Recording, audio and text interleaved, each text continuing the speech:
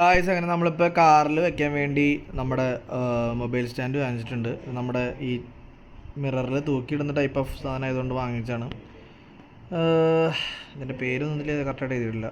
നമ്മുടെ made in ചൈനയാണ്. ഇതാണ് സംഭവം. ഇത് ഫിറ്റ് ചെയ്യണം, നമുക്ക് നോക്കാം എന്തായാലും. മൊബൈൽ ചാർജ് ചെയ്യാനുള്ളൊരു 45 വാൾട്ടിൻ്റെ ചാർജർ വാങ്ങിച്ചിട്ടുണ്ട്. എന്തായാലും നോക്കാം എൻ്റെ ചാർജർ സ്പീഡ് എങ്ങനെയാണ് നോക്കാം.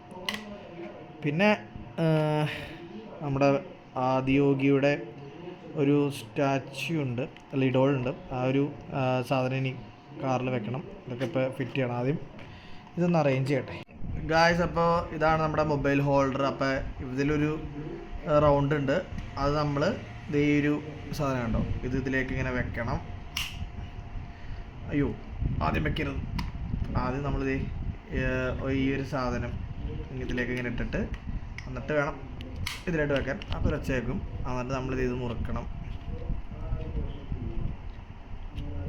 ഗായ്സ്. അപ്പോൾ നമ്മുടെ മൊബൈൽ ഹോൾഡർ നമ്മളിത് ഇതിലേക്ക് ഇങ്ങനെ ഫിറ്റ് ചെയ്യാൻ പോവാണ്.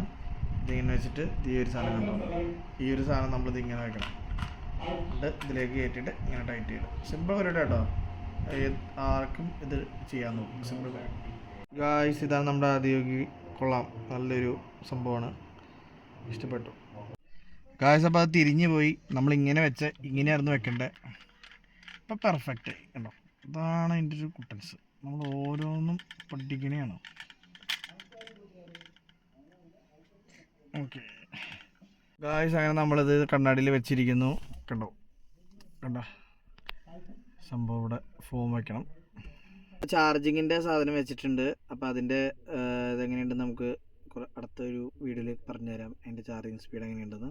നമ്മുടെ ആദിയോഗിയും ഹനുമാനെയും വെച്ചിട്ടുണ്ട്.